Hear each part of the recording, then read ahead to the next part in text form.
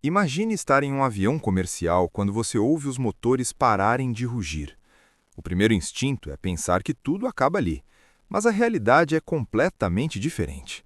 Um avião sem combustível não despenca imediatamente no chão. Na verdade, ele se transforma em algo inesperado. Um planador gigante de 100 toneladas que pode voar sem motores por vários minutos, até percorrer distâncias impressionantes. Quando os motores de um avião param por falta de combustível, a aeronave não perde instantaneamente sua capacidade de voar. A inércia e o design aerodinâmico permitem que ela continue no ar, descendo gradualmente. Um Boeing 737, por exemplo, pode planar aproximadamente 3 quilômetros para cada 300 metros de altitude que perde. Isso significa que, de uma altitude de cruzeiro típica de 11.000 metros, teoricamente ele poderia percorrer mais de 100 quilômetros antes de tocar o solo. No dia 23 de julho de 1983, o voo 143 da Aeroplaneta decolou de Montreal rumo a Edmonton, com 69 passageiros a bordo. No meio do trajeto, sobre a província de Manitoba, os alarmes começaram a soar. O painel de instrumentos mostrou algo que os pilotos, o capitão Bob Pearson e o primeiro oficial Maurice Quintal, nunca tinham visto: leituras de combustível em zero. Segundos depois, o motor esquerdo parou e, em seguida, o direito.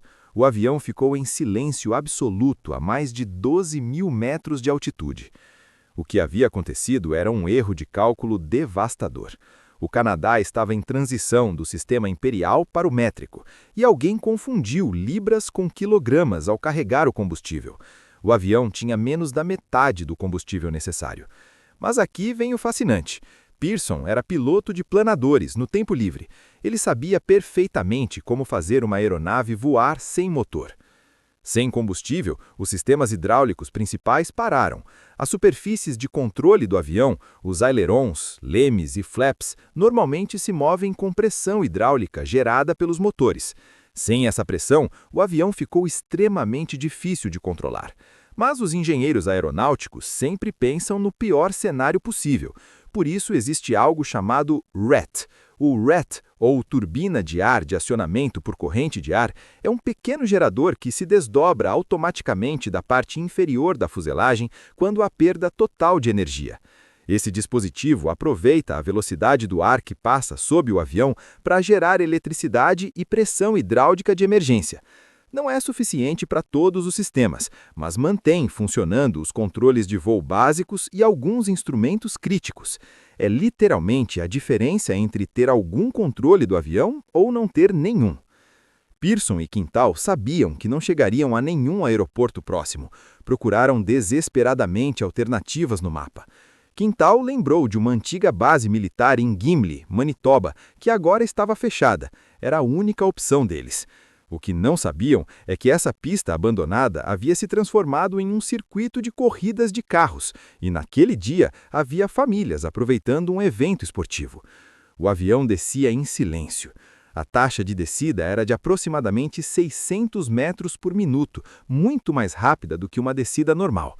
Os passageiros notaram que algo estava errado, mas a tripulação manteve a calma para evitar pânico. Pearson ajustava constantemente o ângulo do avião, buscando o equilíbrio perfeito entre velocidade e distância. Muito inclinado e cairiam mais rápido, muito horizontal e perderiam velocidade até entrar em stall. Quando finalmente avistaram a pista de Gimli, enfrentaram outro problema. Vinham alto demais e rápido demais. Em um pouso normal, os pilotos usam os flaps para aumentar a resistência e reduzir a velocidade. Mas sem pressão hidráulica completa, essa opção era limitada. Pearson fez algo que normalmente é proibido em aviões comerciais, mas que é padrão em planadores: um escorregamento lateral. Um escorregamento lateral consiste em inclinar o avião para um lado enquanto se usa o leme na direção oposta, criando uma posição cruzada que aumenta dramaticamente a resistência ao ar. É como abrir um paraquedas invisível. O avião perdeu altitude e velocidade rapidamente.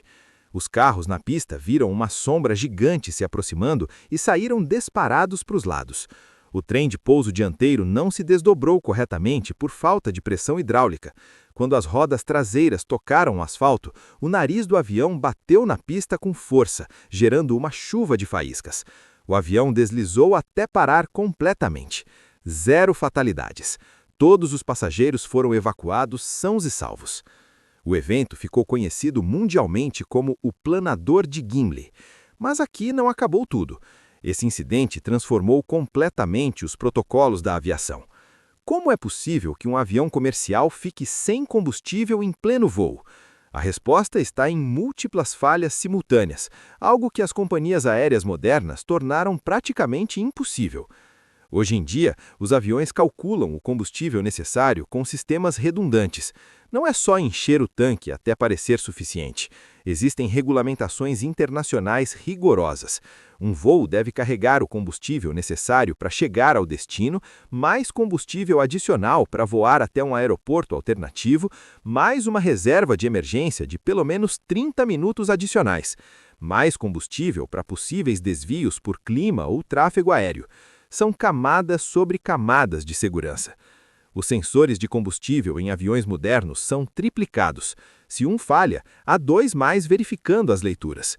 Os sistemas informáticos alertam os pilotos muito antes de haver um risco real.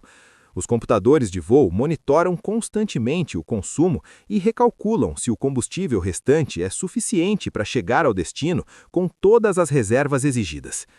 Além disso, o combustível de aviação é incrivelmente denso em energia.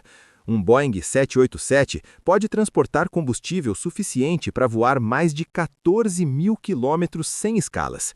Os tanques são desenhados com defletores internos que evitam que o combustível se desloque violentamente durante manobras, garantindo que os motores sempre tenham acesso ao líquido, mesmo quando as reservas estão baixas.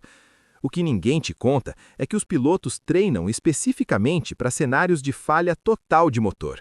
Os simuladores de voo incluem exercícios em que os 2 motores param e os pilotos devem encontrar um lugar seguro para pousar. Não é só teoria, é prática repetida até virar instintivo. Sem combustível, os sistemas hidráulicos principais pararam. As superfícies de controle do avião, os ailerons, lemes e flaps, normalmente se movem com pressão hidráulica gerada pelos motores. Sem essa pressão, o avião ficou extremamente difícil de controlar. Mas os engenheiros aeronáuticos sempre pensam no pior cenário possível. Por isso existe algo chamado RET. O RET, ou turbina de ar de acionamento por corrente de ar, é um pequeno gerador que se desdobra automaticamente da parte inferior da fuselagem quando há perda total de energia.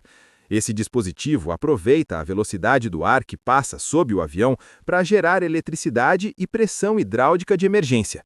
Não é suficiente para todos os sistemas, mas mantém funcionando os controles de voo básicos e alguns instrumentos críticos. É literalmente a diferença entre ter algum controle do avião ou não ter nenhum. Pearson e Quintal sabiam que não chegariam a nenhum aeroporto próximo. Procuraram desesperadamente alternativas no mapa. Quintal lembrou de uma antiga base militar em Gimli, Manitoba, que agora estava fechada. Era a única opção deles. O que não sabiam é que essa pista abandonada havia se transformado em um circuito de corridas de carros, e naquele dia havia famílias aproveitando um evento esportivo. O avião descia em silêncio. A taxa de descida era de aproximadamente 600 metros por minuto, muito mais rápida do que uma descida normal. Os passageiros notaram que algo estava errado, mas a tripulação manteve a calma para evitar pânico. Pearson ajustava constantemente o ângulo do avião, buscando o equilíbrio perfeito entre velocidade e distância. Muito inclinado e cairiam mais rápido, muito horizontal e perderiam velocidade até entrar em stall. Quando finalmente avistaram a pista de Gimli, enfrentaram outro problema. Vinham alto demais e rápido demais. Em um pouso normal, os pilotos usam os flaps para aumentar a resistência e reduzir a velocidade. Mas sem pressão hidráulica completa, essa opção era limitada. Pearson fez algo que normalmente é proibido em aviões comerciais, mas que é padrão em planadores: um escorregamento lateral. Um escorregamento lateral consiste em inclinar o avião para um lado enquanto se usa o leme na direção oposta, criando uma posição cruzada que aumenta dramaticamente a resistência ao ar. É como abrir um paraquedas invisível. O avião perdeu altitude e velocidade rapidamente. Os carros na pista viram uma sombra gigante se aproximando e saíram disparados para os lados. O trem de pouso dianteiro não se desdobrou corretamente por falta de pressão hidráulica. Quando as rodas traseiras tocaram o asfalto, o nariz do avião bateu na pista com força, gerando uma chuva de faíscas. O avião deslizou até parar completamente. 0 fatalidades. Todos os passageiros foram evacuados sãos e salvos. O evento ficou conhecido mundialmente como o Planador de Gimli. Mas aqui não acabou tudo. Esse incidente transformou completamente os protocolos da aviação. Como é possível que um avião comercial fique sem combustível em pleno voo? A resposta está em múltiplas falhas simultâneas, algo que as companhias aéreas modernas tornaram praticamente impossível. Hoje em dia, os aviões calculam o combustível necessário com sistemas redundantes. Não é só encher o tanque até parecer suficiente.